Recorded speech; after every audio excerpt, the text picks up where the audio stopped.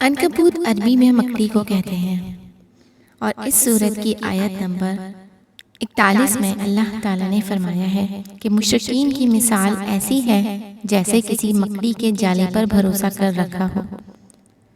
اس لیے اس سورت کا نام سورہ عنکبوت ہے۔ یہ سورت مکہ مکرمہ کے اس دور میں نازل ہوئی تھی جب مسلمانوں کو ان کے دشمنوں کے ہاتھوں طرح طرح کی تکلیفیں اٹھانی پڑ رہی تھیں۔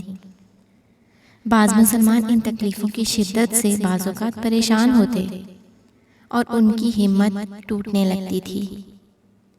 اس صورت میں اللہ تعالیٰ نے ایسے مسلمانوں کو بڑی قیمتی ہدایات عطا فرمائی ہیں۔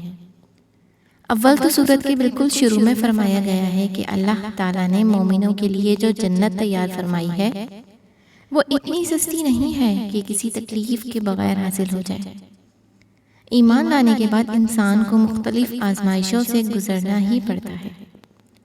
دوسرے یہ تسلی بھی دی گئی ہے کہ یہ ساری تکلیفیں عارضی نوعیت کی ہیں۔ اسی پس منظر میں اللہ تعالیٰ نے اس سورت میں پچھلے انبیاء کرام علیہ السلام کے واقعات سنائے ہیں، جن میں سے ہر واقعے میں یہی ہوا ہے کہ شروع میں ایمان لانے والوں کو مشکلات کا سامنا کرنا پڑا، لیکن آخر کار اللہ تعالیٰ نے ظالموں کو برباد کیا اور مظلوم مومنوں کو فتح عطا فرمائی۔